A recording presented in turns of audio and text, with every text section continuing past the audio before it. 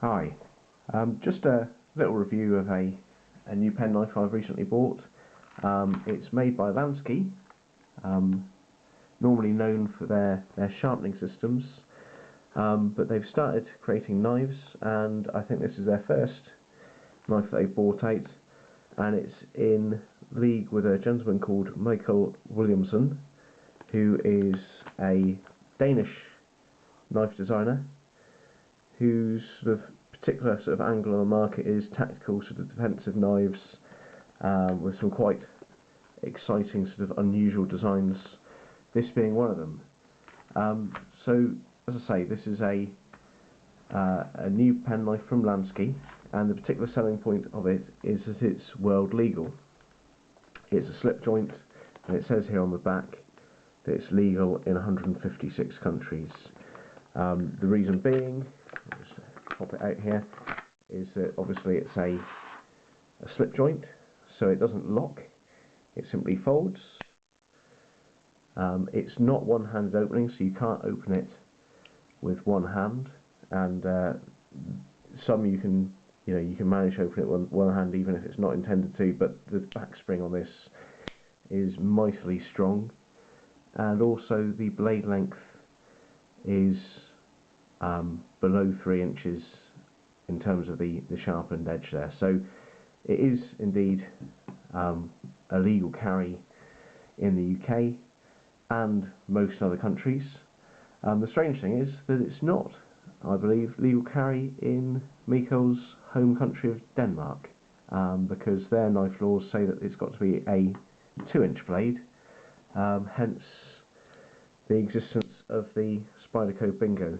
And you can see side by side there's a titanic size difference, and I'll look at that a bit more in a minute. So the LANSKY World Legal is a production version of a knife that he's made as a custom folder called the Snake Dock. That was quite well received online. Clearly there was a market for it, and hence this blade came about. Now, Mikkel introduced himself on the British Blades Knife Forum, and introduced the existence of this production folder as well. And at that point there was some sort of derision over the design. It was felt to be a bit, if I recall correctly, a bit in your face, unnecessarily big, and I think the place for it in the market was questioned. There was some talk over the branding here, which says Urban Tactical. Is that what you want to have on the knife in your pocket? Do you want it to be associated with any sort of combat at all? Not really. But nonetheless, then it came to the price point, and this knife has retailed for £14, which represents amazing value.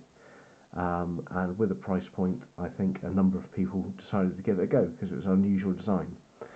At that point, the tables turned, and it started really winning some favour. The size of it, the strength of the back spring, how it feels in hand, people started to get where he was going with his design. In particular, this sort of recurve or hawkbill here, it's really good just for poking into a package and just popping things open with that little tip there. So we'll go on to the blade now, as I've got there. It is a strange blade shape. It's almost flat there, maybe a little bit of recurve, and then into a hawkbill there. On my particular example, the very tip, it's not as sharp as I think it should be, but then again, for a knife at this price point, I'm not going to grumble. It's got a hollow grind with a very nice stone wash on the hollow grind, and a rubbed finish elsewhere. Similarly on the swedge, and the sort of texture in the stone wash really is very attractive. It is sharp. I won't do a paper cut test, but take my word for it, it's suitably sharp.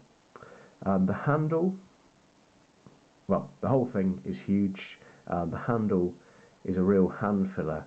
What I would say is there's one thing I really like about it, and there's one thing that I really don't like about it. The thing I don't like is this second choil here really pinches my finger. It just doesn't have enough room to get your finger in there, and it just feels pinched.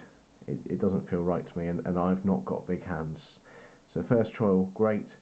This one just doesn't seem quite well placed. It's almost, well, it'd be nice just to smooth that off and just forget about that choil altogether. The thing that I really like is this jimping here. So it invites you to put your finger exactly the right place.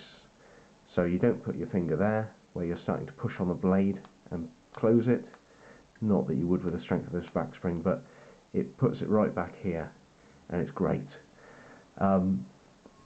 So onto the deployment. It has got a mighty strong back spring. Most of the strength is in the half stop, so it's between this point and fully open. So if you were going to close it on yourself, that's the hardest manoeuvre to make. It feels very, very safe, and I think the angle of the blade to the handle, the shape of the blade, is always going to ensure that you're cutting in a way which isn't going to invite it closing on your hand. But the back spring is astoundingly strong. It feels very safe, as I say. If you look at the size of the back spring, just there, you can see how thick it is. Obviously it's milled out behind that to allow it to flex, but just to compare that with the back spring on, say, the Pingo, it's different, it's thicker. Similarly on the Boca XS,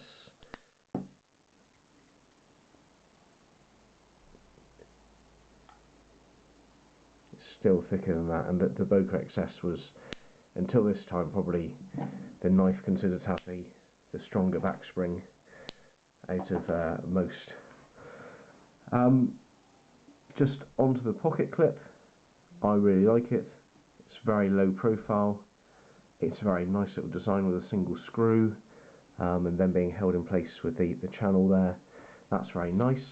As I say, I'm not likely to carry this in my pocket because it is absolutely huge, but that's very nice. All in all, it is an amazing value knife for the money, but it's the size which gets me. It's almost as if if one were to do something which required a knife that substantial, you'd have good cause for having a locking knife or a fixed blade. If you just compare it with other well-known slip joints, that's the Boca XS, that's the Pingo, UK PK. It dwarfs them all. A Swiss Army knife. It is absolutely titanic, but it's a very well designed knife, and it's well worth buying just to have a play with. At $13.95 you simply can't go wrong. Okay, hope that's of some use. Thank you very much. Bye.